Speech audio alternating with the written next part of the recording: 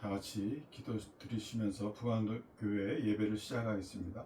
할렐루야. 하나님 아버지 감사합니다. 오늘도 축복하여 주시고 믿음의 선포가 있는 예배, 하나님께 영광 돌리는 예배, 믿음의 활동으로 하나님께 영광 돌려 많은 사람들이 예수 그리스도를 전할 수 있도록 축복 드리는 예배, 축복이 넘치는 예배로 인도하여 주시옵소서. 아멘. 예수님의 이름으로 기도했습니다. 아멘. 아멘. 찬송가 406장 찬송하시겠습니다.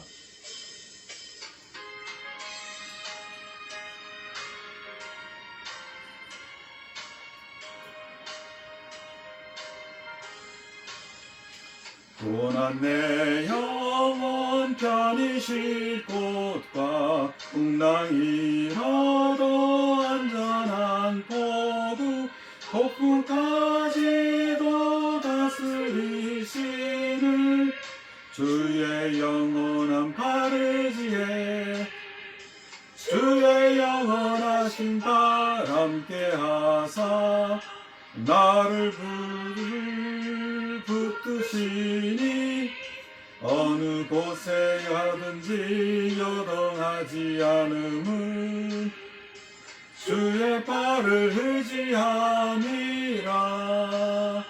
세상 친구들 나를 버려도 예수는 함께 동행함으로 주의 은혜가 충만하리니 주의 영원한 발을 지해 주의 영원하신 발 함께 하사 항상 나를 붙드시니 어느 곳에 가든지 여동하지 않음은 주의 발을 의지함이라. 나의 믿음이 연약해져도 미리 예비한 힘을 주시며 위태할 때도 안보하시는 주의 영을 바르지해 주의 영원하신 발 함께 하사 항상 나를 붙드시니 어느 곳에 가든지 여동하지 않음은 주의 발을 의지함일세.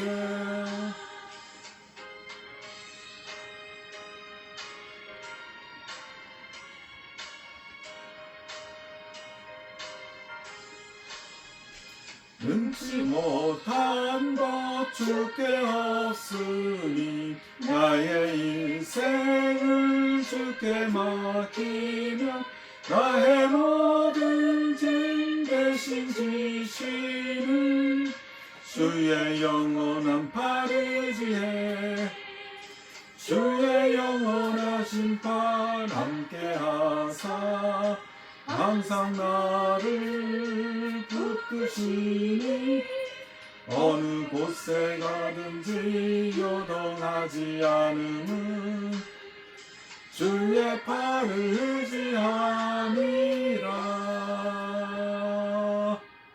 아멘. 찬송가 621장 찬송하시겠습니다.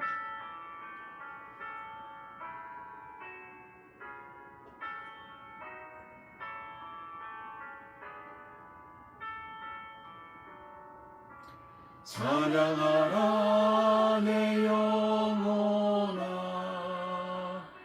찬양하라 내 영혼아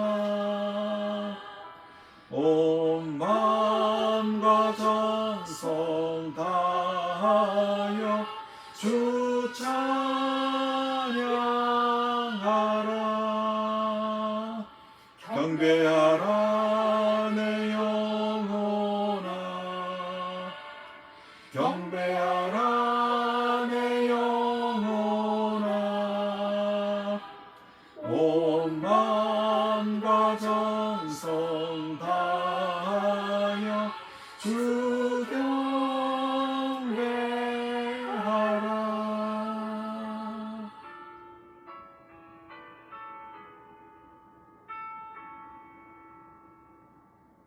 주여 삼창하시고 예배를 위해 기도하시겠습니다. 주여, 주여 주여, 주여 주여, 할렐루야. 하나님 주여. 아버지 감사합니다. 하나님 주 아버지 예수 그리스도의 감사와 이름을 경배케 찬송을 하시고 드립니다. 주 예수 그리스도의 이름을 찬양케 하시고 주 예수 그리스도의 이름을 하나님의 감사와 은혜로 은혜로 축복으로 예, 선포로 예. 선포케 하여 주시옵소서. 하나님의 예수 그리스도의 은혜의 이름으로 역사. 많은 사람들에게 예수님을 전하며 아버지 하나님 감사와 성령의 도우심으로 찬송을 축복하여 주소서. 예수 아버지 그리스도의 하나님 보혈의 능력을 주님께서 역사해 주시옵소서. 힘입어서 이상한 하나님 무조건 없고 용서되는 아버지 하나님 용서들을 인도하여 주실 것을 이끌어줄 수 있는 예배를 드릴 수 있도록 도와주시고 이수원의 교회를 축복하여 주시니 감사합니다. 예수님의 이름으로 기도했습니다. 아멘.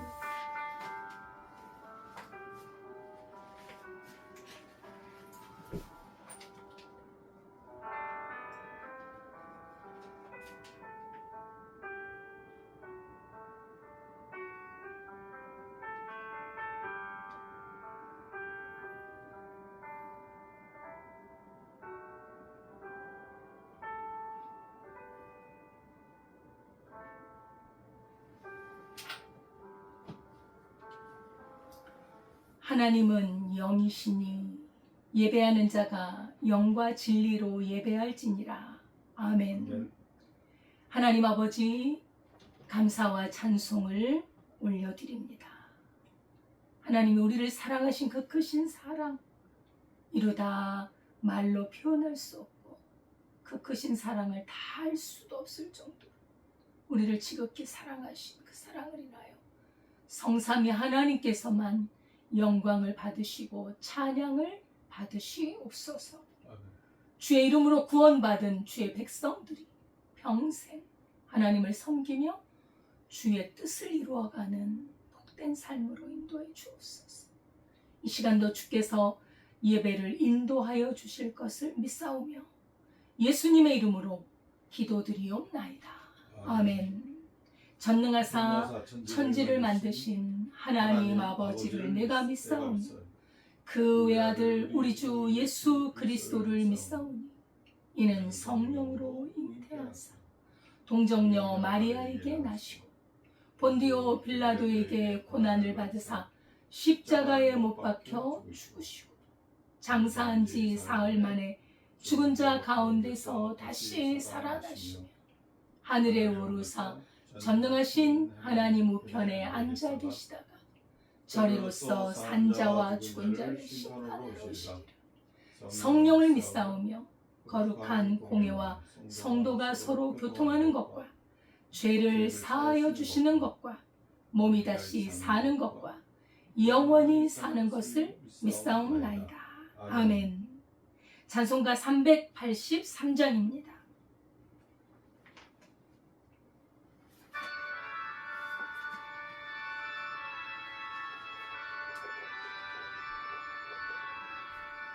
눈을 들어 산을 보니 도움 어디서 오나 천지 지은 주 하나님 나를 도와주시네.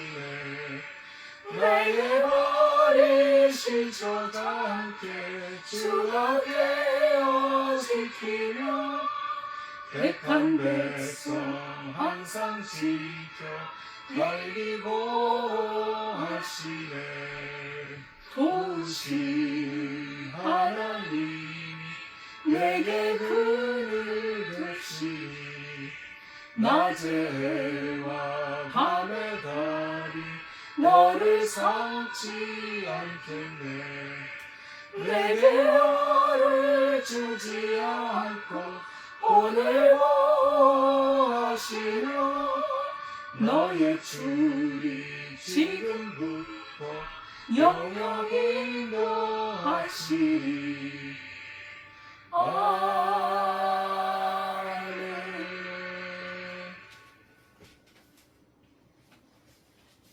다 같이 기도드리겠습니다.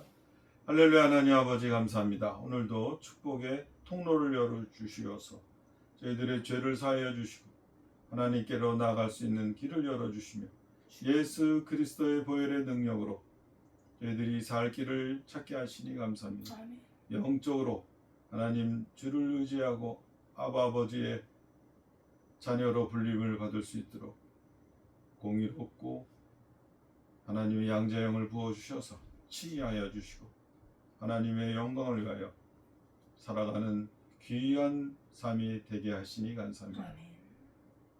하나님의 능력과 예수 그리스도의 보혈의 능력으로 저희들이 이 삶에서 시간에 구애받고 구속되어 있지만 하나님은 영원하시며 주여.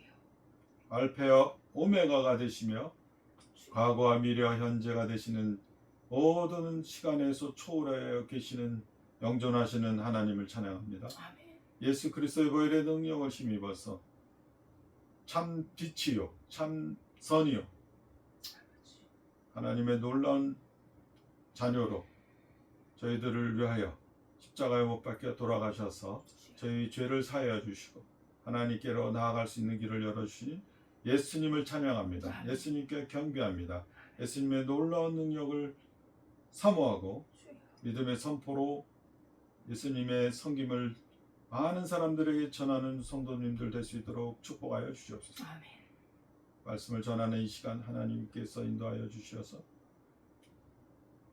영의 눈이 열리고 영의 귀가 열려서 하나님 말씀 받을 때 30배의 열매, 60배의 열매, 100배의 열매로 축복하여 주시고 하나님께 영광 돌린 예배가 될 수 있도록 인도하여 주시옵소서. 아멘. 예수님의 이름으로 기도했습니다. 아멘. 아멘.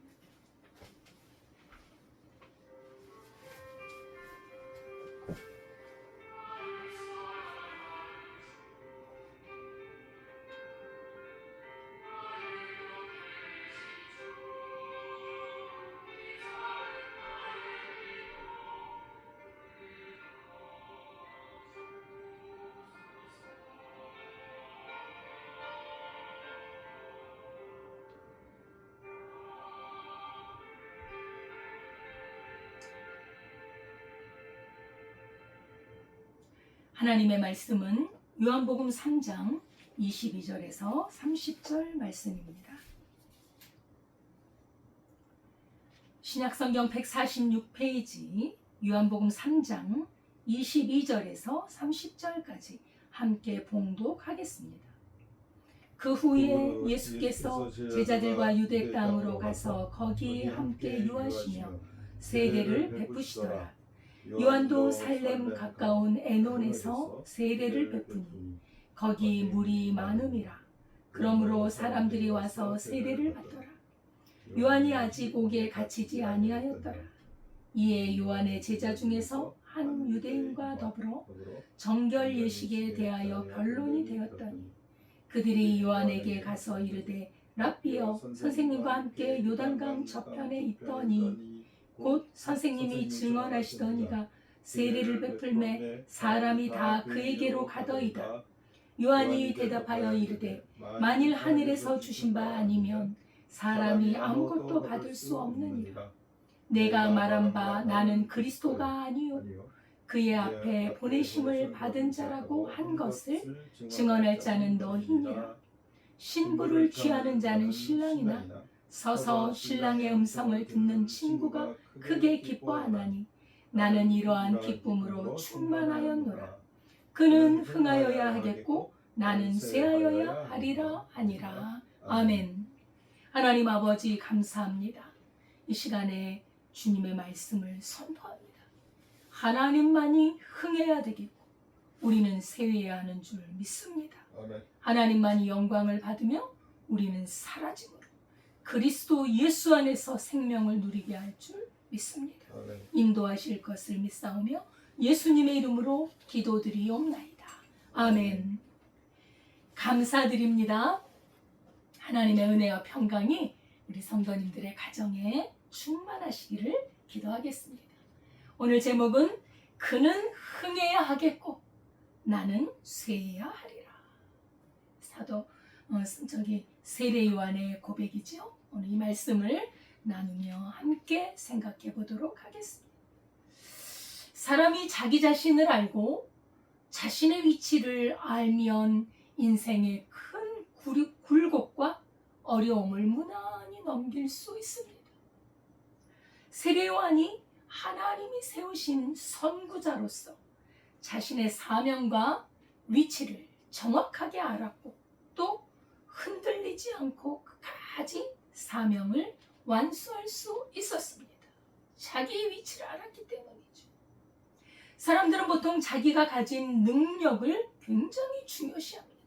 그래서 성공적인 삶을 그 사람이 살았느냐 어떤 기준으로 평가하는 것을 보면 그 사람이 얼마나 큰 영향력을 미쳤나, 많은 사람들이 그를 따르고 있는가, 많은 사람들이 그를 인정하고 있는가, 얼마나 높은 자리에 올라갔는가를 보고 그 사람의 성공과 그 사람의 어떤 삶의 능력을 측정을 하지요.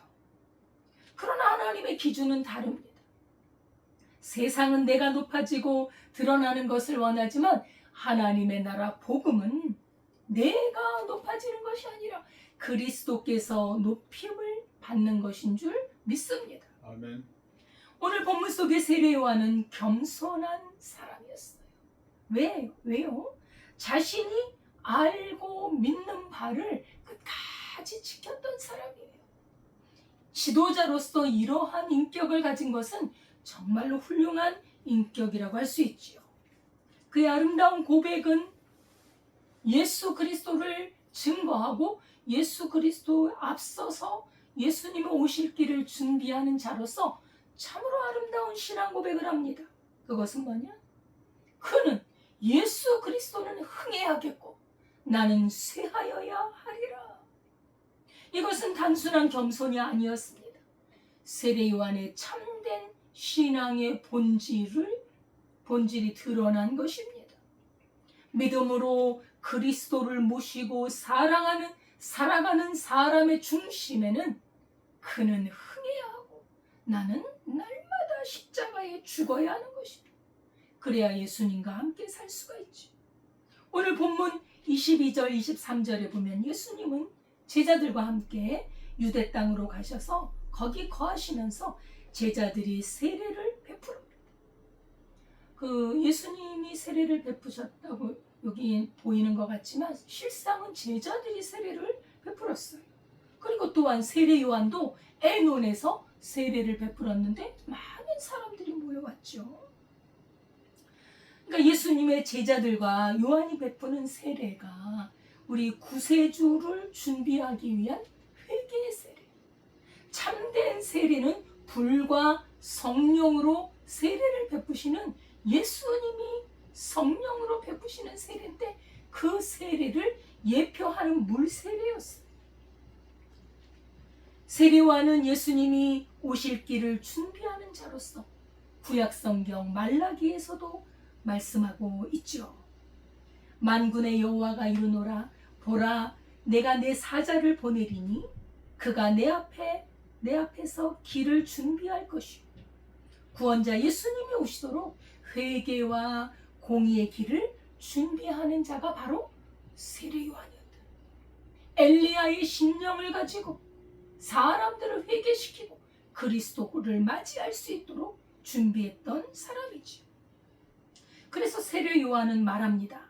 예수님에 대해서 증언을 합니다. 뭐라고 했습니까? 요한복음 1장 26, 27절에 보면 요한이 대답하되 나는 물로 세례를 베풀거니와 너희 가운데 너희가 알지 못하는 한 사람이 섰으니 곧 내 뒤에 오시는 그이라. 나는 그의 신발끈을 풀기도 감당하지 못하겠노라 하더라. 나는 물로 세례를 주지만 내 뒤에 오시는 그분은 불과 성령으로 세례를 주신다. 나는 감히 그의 신발끈을 풀 수 있는 자격조차도 안 된다는 거예요. 자기가 누구인지, 자기가 어떤 위치인지, 자신이 그리스도 안에서 어떤 정체성을 갖고 있는지 분명하게 알고 있는 사람이지.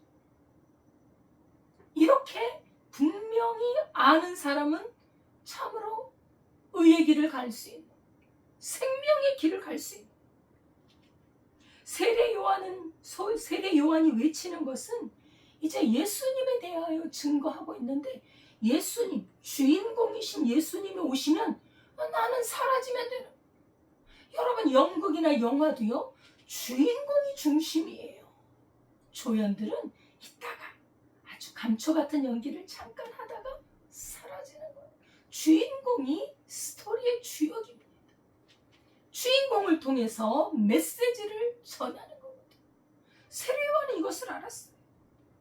그래서 예수님, 이 영광의 빛이신 예수님이 오시니 이제 자기는 떠날 준비를 하는 거죠.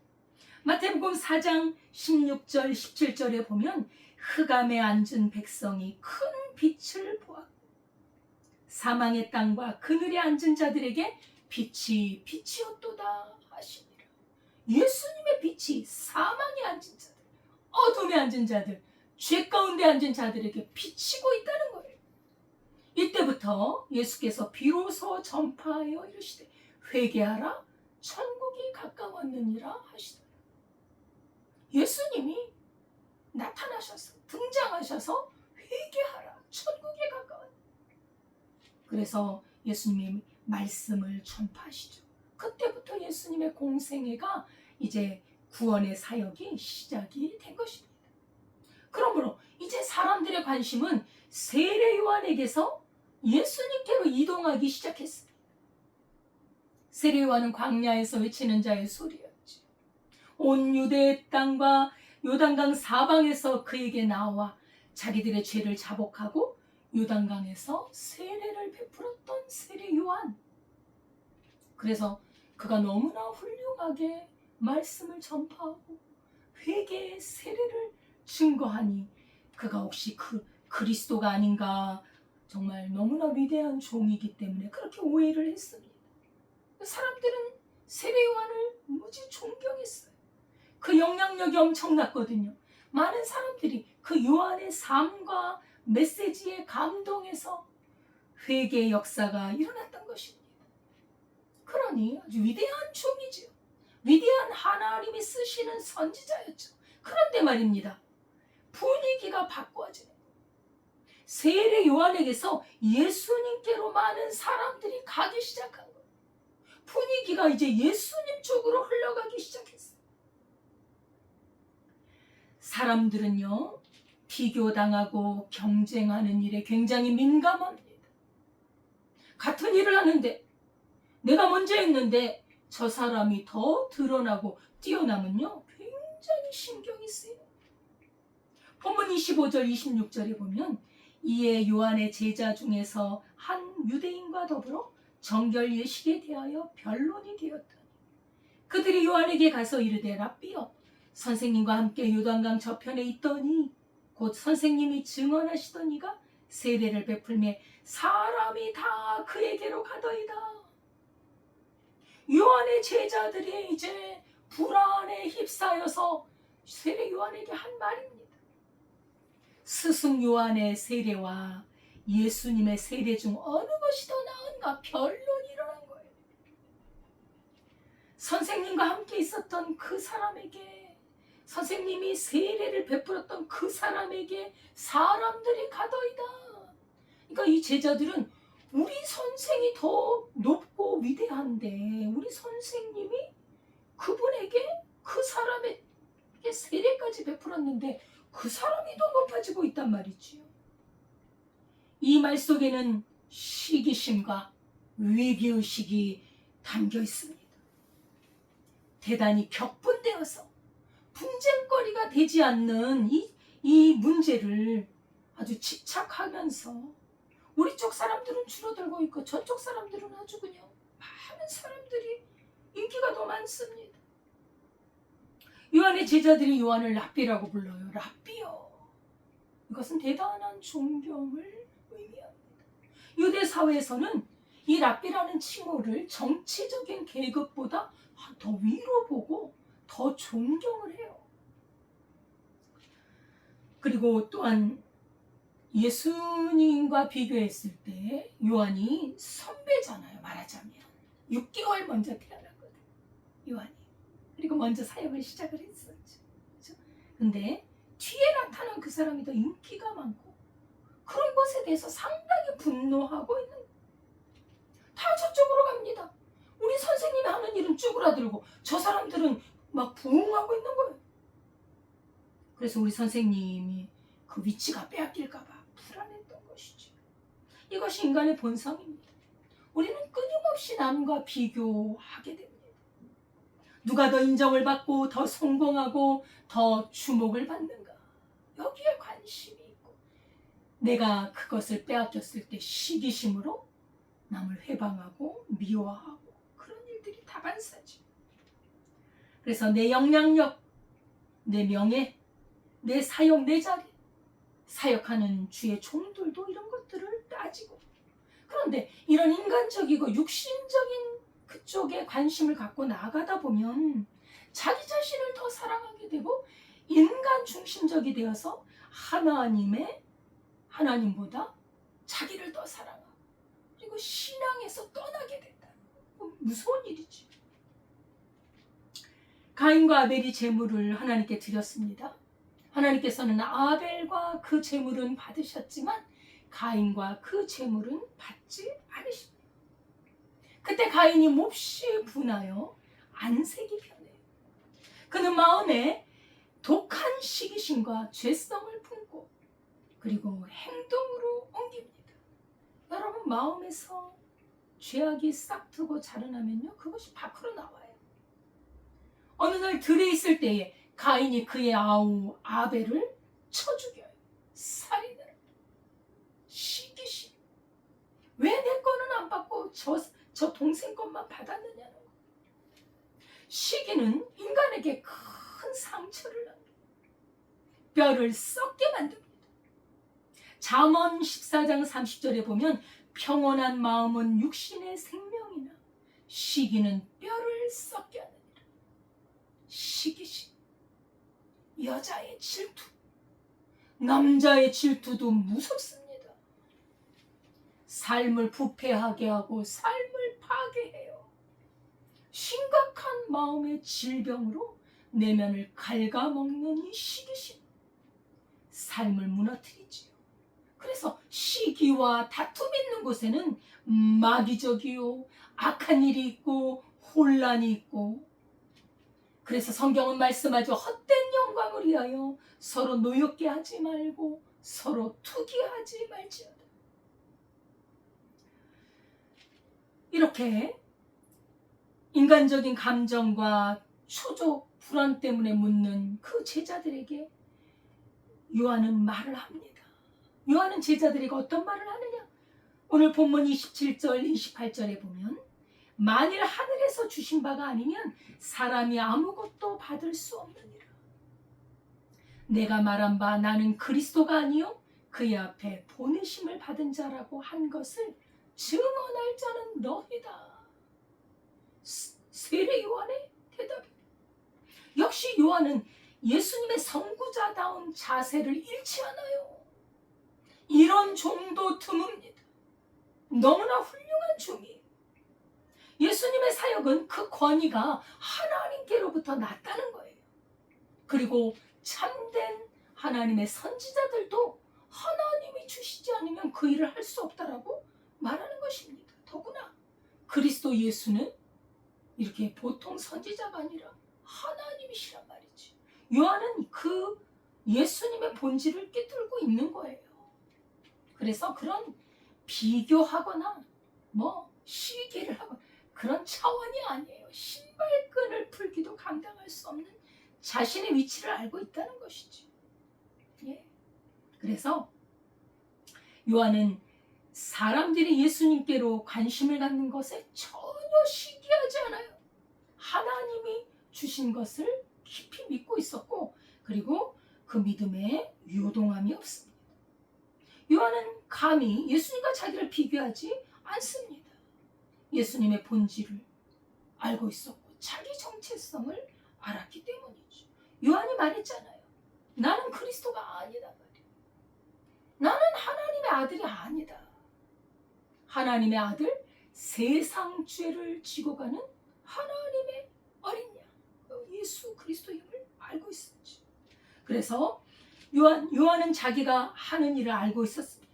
높아진 산은 낮추고 패여진 골짜기는 평평하게 해서 그분이 오실 길을 예비하는 자가 나다. 이제 예수님이 구원자로 오셔서 사람들에게 환영을 받고 그렇다면 이제 자신은 물러가는 것이죠. 잊혀지는 게 당연하죠. 주인공이 왔으니 조연은 조용하게 사라지는 것입니다. 슬그머니 있는 듯 없는 듯 사라지는 것이죠. 오늘날 많은 사람들이 무너지는 이유 중에 하나가 자기 위치를 잃어버리는 거예요. 사탄이 왜 사탄이 됐을까? 하나님이 주신 그 아름답고 복된 광명의 별, 계명성같이 그렇게 아름답던 그 별이 자기 위치를 지켜야지. 피조물이니까 하나님처럼 높아지죠. 내가 저 위 자리에 가서 앉으리라. 내가 높아지리라. 하나님이 내쳐버리잖아. 자기 위치를 지키지 않는 자는 하나님의 진노를 사게 되는 것입니다. 사람들은 높은 자리에 올라가기를 원하고 자기가 영광을 받으려고 합니다만, 그러나 그리스도 예수를 믿는 참된 신앙은 결코 내가 주인이 아닙니다. 내가 주인공이 아니에요. 내 마음속에 나의 신앙의 주인공은 예수 그리스도예요. 나는 주님과 함께 십자가에 죽은 자, 이제는 예수님으로 살아가는 자입니다. 그 사람이 신앙입니다. 그래서 로마서 12장 3절에도 마땅히 생각할 그 이상의 생각을 품지 말고 오직 하나님께서 각 사람에게 나누어 주신 믿음의 분량대로 지혜롭게 생각하라고 권면하고 있습니다. 시편 115편 1절에도 여호와여 영광을 우리에게 돌리지 마소서, 영광을 우리에게 돌리지 마소서 두 번이나 반복합니다. 오직 주는 인자하시고 진실하심으로 주의 이름에만 영광을 돌리게 하소서. 하나님께 드리는 기도예요. 요한은 이어서 말씀을 합니다. 29절에 신부를 취하는 자는 신랑이라. 서서 신랑의 음성을 듣는 친구가 크게 기뻐하나니 나는 이러한 기쁨으로 충만하였도다. 그 예수께로 많은 사람들이 가고 자기는 희미한 빛으로 남는 것에 자기는 기쁨이 충만하다는 거예요. 요한은 자신과 예수님과의 관계를 혼인과 관련해서 비유를 합니다. 여기서 신부는 성도들이죠. 신랑은 예수 그리스도입니다. 신랑의 친구 된 자는 바로 세례 요한이에요. 유대인의 결혼 풍습에서 신랑의 친구는 아주 중요한 역할을 합니다.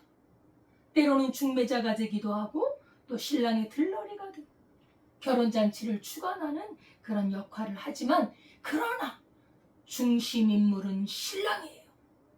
결혼식의 중심 인물은 신랑과 신부입니다.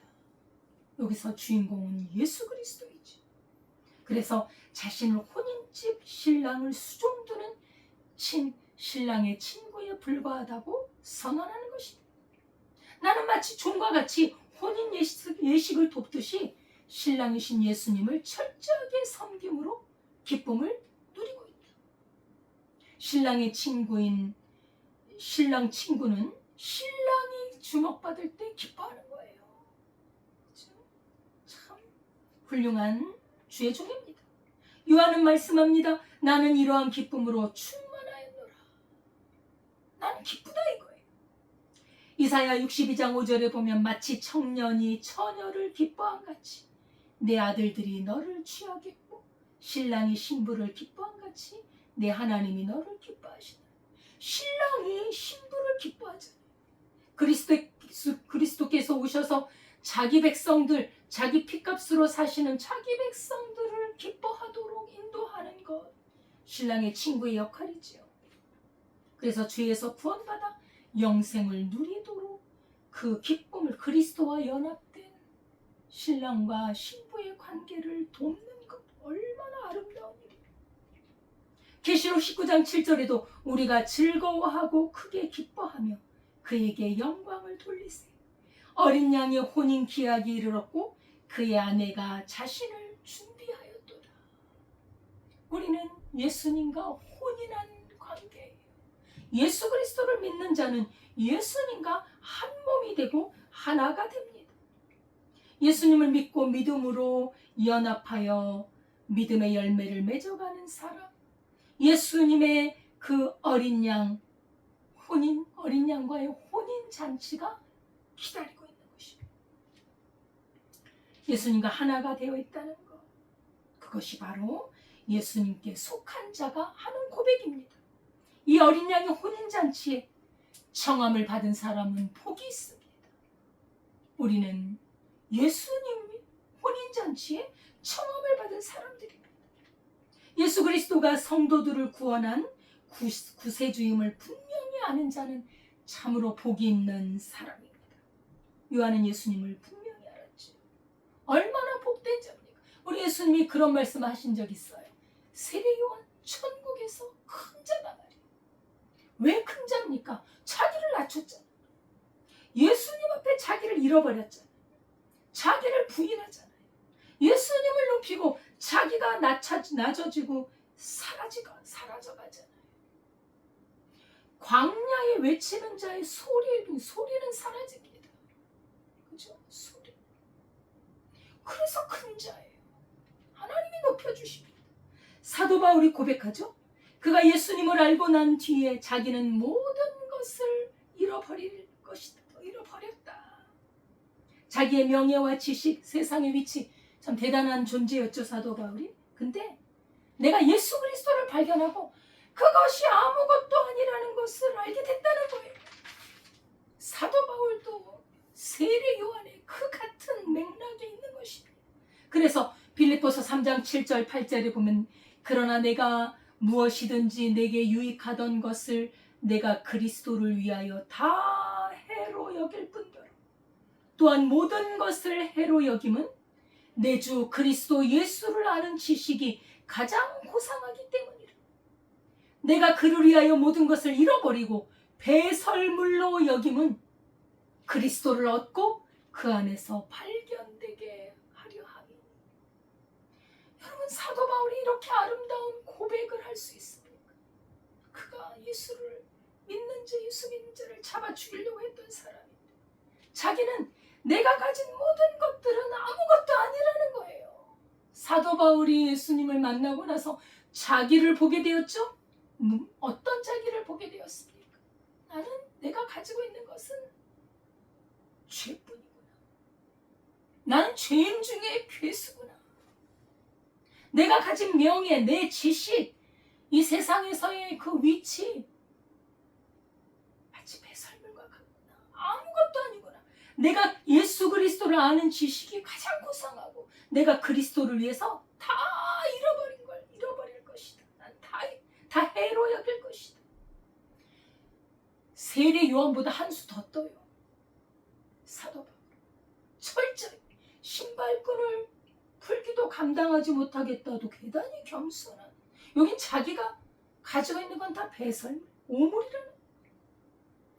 오직 예수 그리스도를 알고 예수님을 얻고 그 안에서 발견되는 것이 나의 소원인데 그것이 바로 영생이라는 것입니다. 요한복음 17장 3절에 말씀하자. 영생이 뭔가? 하나님과 그의 보내신 자 예수 그리스도를 아는 것이 영생이라고 예수님이 말씀하셨습니다. 요한은 그리스도가 높임을 받고 사람들의 관심을 끄는 것을 너무나 기뻐했습니다.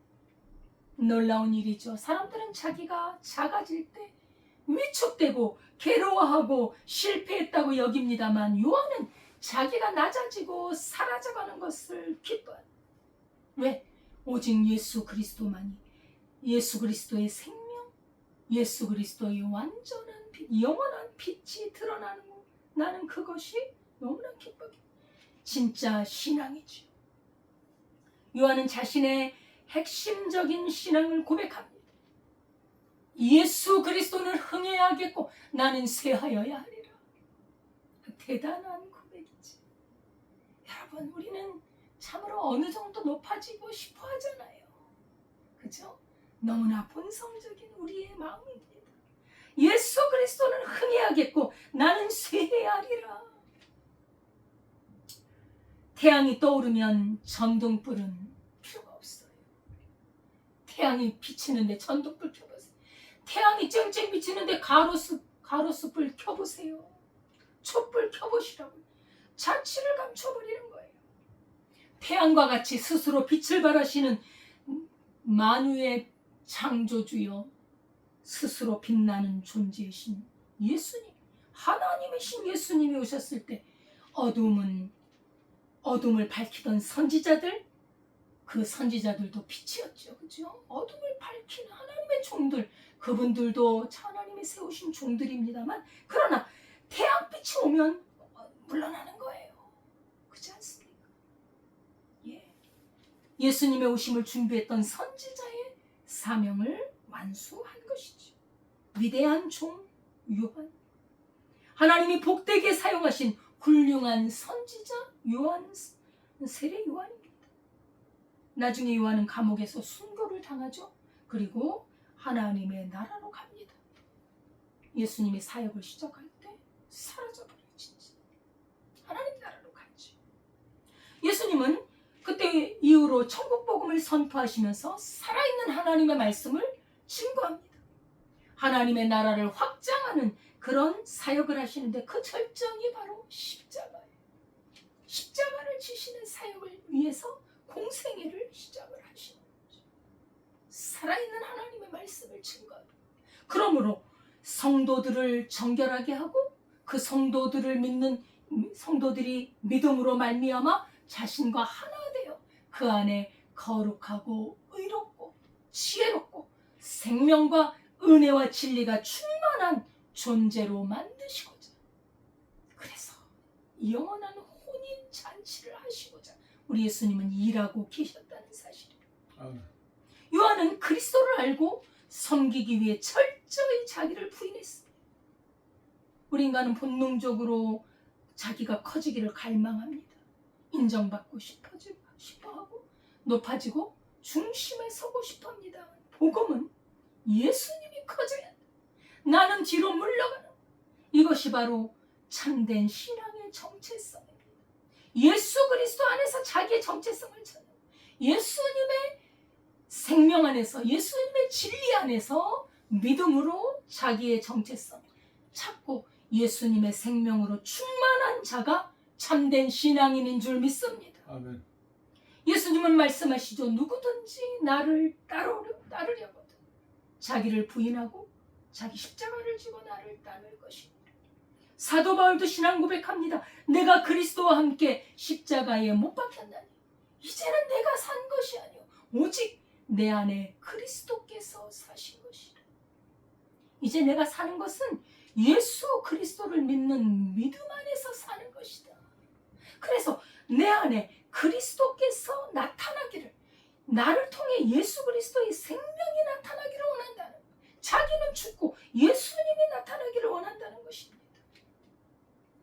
사도 바울의 복음 전파는 오직 예수 그리스도의 주되심, 예수님의 십자가와 부활을 증거했습니다. 그리스도의 십자가 외에는 전하지 않았다는 고백을 합니다. 이것이 바로 십자가의 길입니다.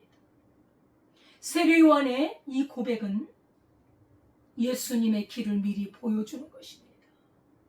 세례 요한이 자기를 낮추고 예수님만을 높이셨듯이 예수님도 하나님의 본체요, 하나님의 본체이신 예수 그리스도께서도 자기를 낮추셔서 사람처럼 되었고 종의 형상을 입어 하나님께 순종하는데, 십자가 지는 것이 하나님 뜻이었거든. 하나님께 순종하는데 죽기까지 순종.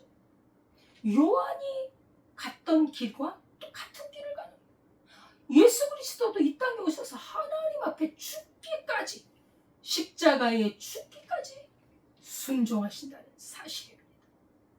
그래서 예수님은 이 땅에 오신 것이 자기를 높임을 받으려고 오신 것이 아니라 섬기려 하고 내 사랑하는 양들을 위하여 목숨을 주기 위해 오신 것입니다.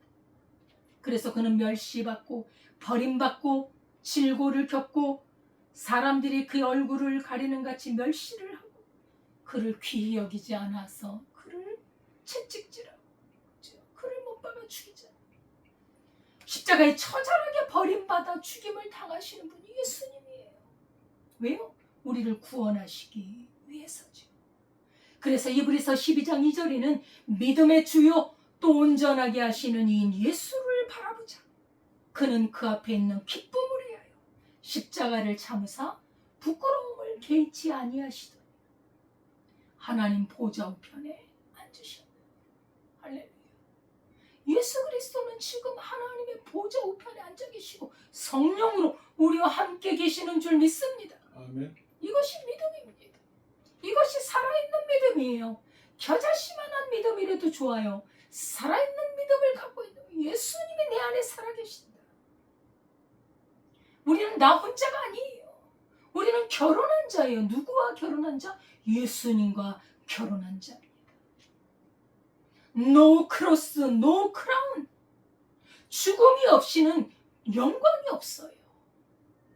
십자가에 죽음이 있어야 이 영광이 그리스도와 함께 있는 것입니다.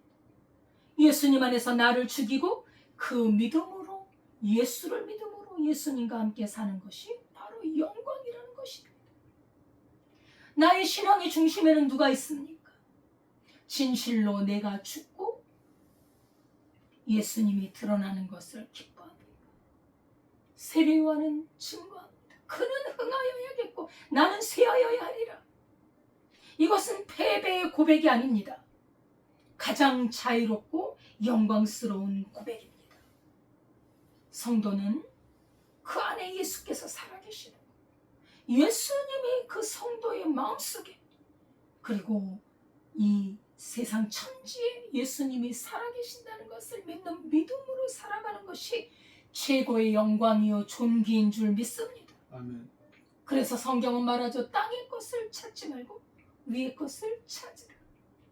고린도전서 3장 31절에도 그런즉 너희가 먹든지 마시든지 무엇을 하든지 다 하나님의 영광을 위해서 하라. 아멘. 아멘. 무엇을 하든지 그리스도를 위해 주의 영광을 위해 하나님의 높임받기 위해 하라는 것. 하나님이 우리에게 베푸신 사랑은 너무나 커서 우리가 헤아릴 수 없습니다. 너무너무 커요. 티끌 같은 우리를 높일 게 하나도 없어요. 나를 알게 되면 내가 얼마나 죄인인지, 아니 나 같은 죄인을 위해서 그 존귀하신 예수님이 어떻게 죽으셨는지 여러분 기절할 만큼 너무나 충격적인 진리입니다. 우리가 예수 그리스도를 알면 어디 감히 주님 앞에서 내 머리를 들 수 있어요. 세례요한의 그 겸손, 신발끈을 풀지 못해. 그는 흥하고 나는 쇠해도 너무 기쁘다는 거. 그렇죠? 사도 바울의 그 고백, 내가 가진 건 배설물밖에 없다 말이야. 죄밖에 없다는 거. 예수 그리스도가 자신을 구원한 것을 찬양하고 있는 것이죠. 우리 대한민국의 초대 대통령 이승만 대통령 여러분 너무나 잘 알고 계시지요. 이승만 대통령이 계셨기에 우리나라가 이렇게 자유민주주의 국가, 신앙의 자유가 있는 이런 땅에서 살게 되었습니다. 사실 이승만 대통령은 처음부터 기독교인은 아니었고요. 조선 말기에 극심한 혼란 가운데서 성장한 분입니다. 그때 당시 나라가 무너지고 있었고 그리고 백성들은 희망을 잃고 있었어요. 그렇죠? 일제의 침략이 들어오고 있었고 이승만은 나라를 살리고 싶은 열망이 강했습니다. 그래서 개화 사상과 독립운동에 관심이 많았고 정치 개혁운동에 참여했습니다. 그런데 고종황제의 폐위 음모 혐의를 받고 감옥에 갇히게 됐어요. 한성 감옥에 갇히게 됐습니다. 그는 젊고 야심이 큰 사람이었어요. 큰 인물로 성장하고 싶었습니다. 그런데 감옥은 그의 인생을 완전히 바꾸는 새로운 경험을 하는 장소가 되었습니다. 이승만 대통령 그때 당시는 하나의 개혁가였었죠. 이승만은 감옥에서 처음으로 성경을 읽기 시작했습니다. 성경을 읽을수록 점점 충격에 빠졌습니다. 예수님의 말씀 앞에서 자신의 한계를 보게 된 것이죠. 그리고 성경 속에서 살아계신 예수님을 만났습니다. 신앙의 체험을 했습니다. 그리스도 예수의 빛이 감옥에 비쳤던 거예요. 그가 그리스도 예수를 만나고 하나님 앞에 자기를 구원해달라고 나를 건져달라고 간절하게 기도했고 더불어서 이 나라를 건져달라고 기도했습니다. 이승만 대통령은 자기만을 위한 그런 사람이 아니라 나라를 생각한 사람이에요. 절박한 감옥 속에서 어떤 초월적인 신앙을 체험했던 그 이승만 개혁가는 그의 신앙 안에는 나라를 사랑하는 마음이 깊이 뿌리 박혀 있어서 나중에 그가 신앙생활을 할 때 정치를 펼쳐나갈 때 그가 이제 대통령으로서 정치를 하잖아요. 아주 기독교 정신이 곳곳에 배어 있어요. 신앙이 실천으로 그죠? 나타났던 것이죠.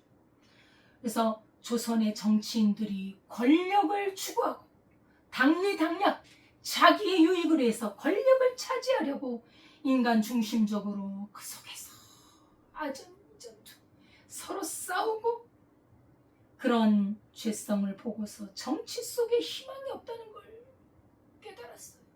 인간적인 그런 야망과 욕심 속에는 이 나라가 꽃을 피울 수 없다는 걸 알고 하나님 중심 국가를 건설하고 싶은 열망이 가득했습니다. 그래서 감옥 안에 있을 때 죄수들에게 글을 가르치고 성경 말씀을 나누고 기도 모임을 만들면서 신앙 공동체를 형성했습니다. 감옥은 이승만 자신의 인생 학교였었죠.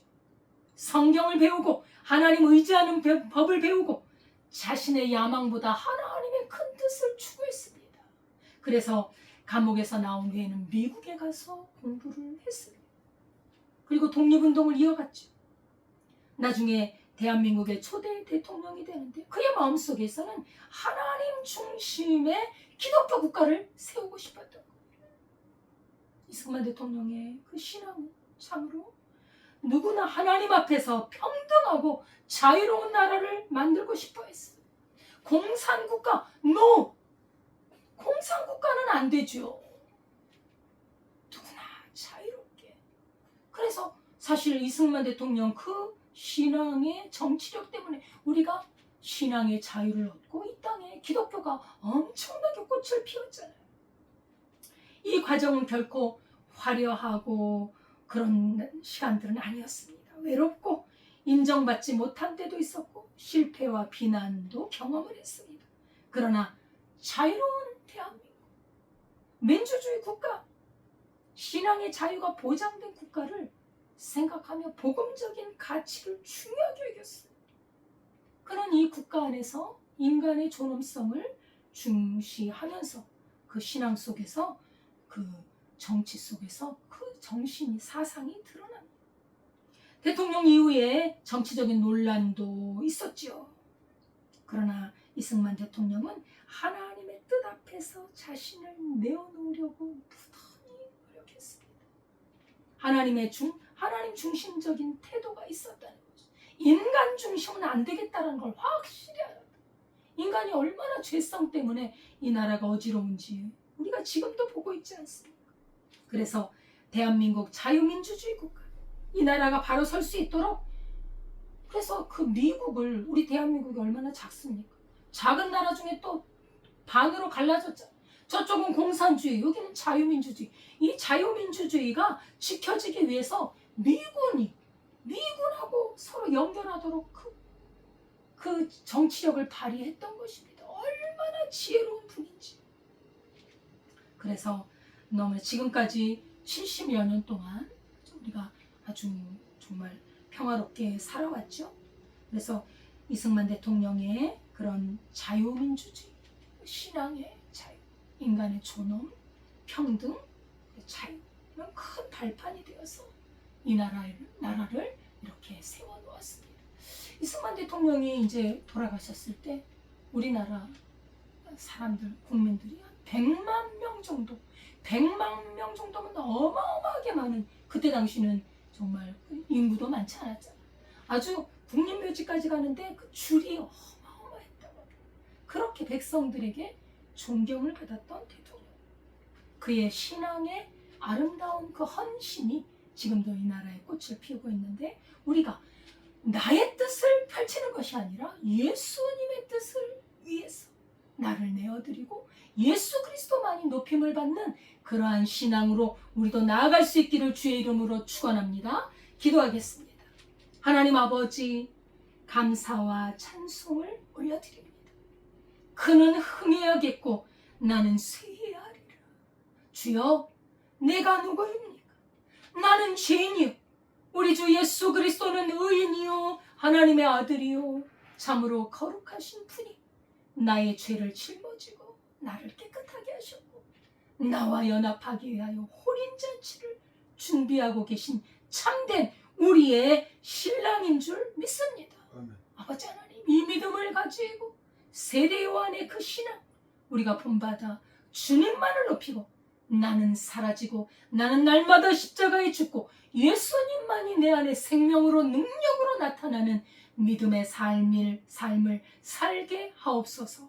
예수님의 이름으로 기도드리옵나이다. 아멘. 찬송가 450장입니다.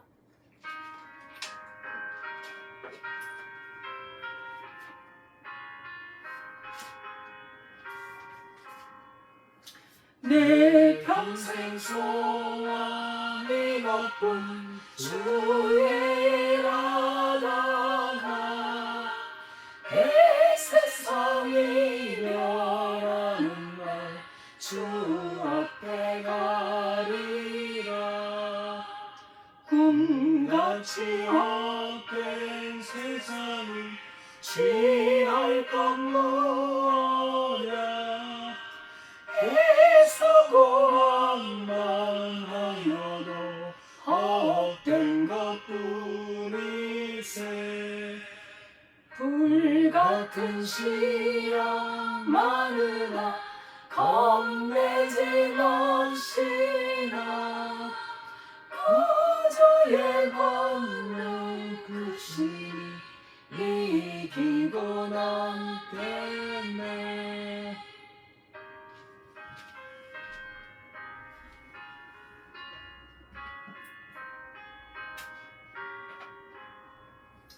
금보다 귀한 믿음은 참복에 되도다.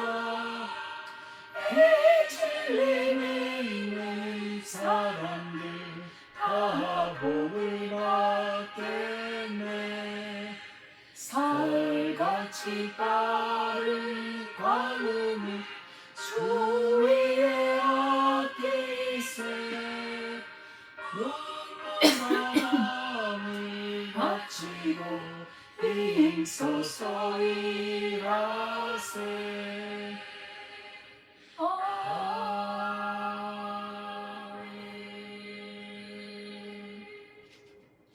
죄인인 우리를 위해 하나님이신 예수님의 생명을 내어주셔서 우리가 구원을 얻은 것처럼 우리도 우리의 생명을 내어줄 만큼 헌신과 나를 부인하고 주께 드림으로 인하여 주님이 높아지고 주의 영광 우리의 살기를 원합니다. 주님의 백성들이 하나님의 뜻을 바로 알고 그리스도 예수의 진리 가운데 거하며 자기는 죽고 예수님만이 살아있는 이 믿음의 길, 생명의 길, 좁은 길, 그리고 영생의 길, 진리의 길을 걸어갈 수 있도록 주님 저희를 인도해 주옵소서. 믿음으로 드린 하나님 앞에 헌물을 기억하시고 주일헌금, 감사헌금, 11조헌금 받아 주옵소서. 아버지 하나님, 하나님의 나라에 쓰임받도록 차고 넘치도록 주님 부어주시고 영육간의 강건함을 주셔서 하나님의 나라를 위하여 많은 열매 맺는 성도들 되게 하옵소서. 아멘. 우리나라 대한민국 자유민주주의 국가, 신앙의 자유가 허용된 나라, 하나님을 경외하고 하나님의 복음을 증거하는 대한민국으로 우리 하나님의 능력의 손으로 붙들어 주시소. 하나님의 공의가 살아있게 하시고 거짓과 불의와 악한 것들은 물러가게 하시고 정직하게 이 나라가 바로 세워지게 하옵소서. 이번에 선거를 치릅니다. 부정선거 하나님 막아주시고 정직하게 선거하게 하시고 투표한 사람들의 투표 수가 그 자리에서 즉각 아버지 펴서 모든 사람이 모두 보고 인정할 수 있는 정직하고 정확한 투표 계산이 되어서 참으로 아버지 표를 많이 받은 사람, 민중의 아버지 국민의 뜻을 이어받은 사람이 아버지 위에 설 수 있도록 우리나라를 축복하여 주옵소서. 예수님의 이름으로 기도드리옵나이다. 아멘. 감사드립니다. 하나님의 은혜와 복이 늘 충만하기를 원합니다.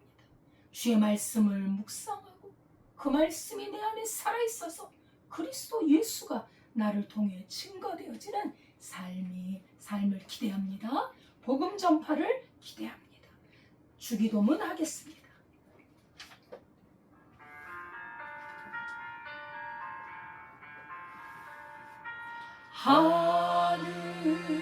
하늘에 계신 아버지 이름 거룩하사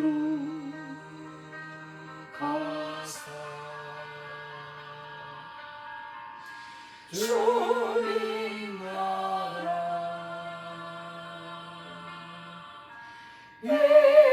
임하시고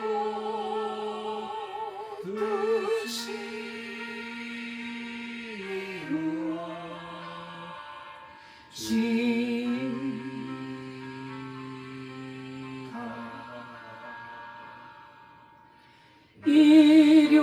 일용하여 주시고 우리들의 큰 죄 다 용서하옵시고 또 시험에 들게 마시고 악에서 구원하소서. 대개 주의 나라 주의 권세 주의 영광 영원히 아멘.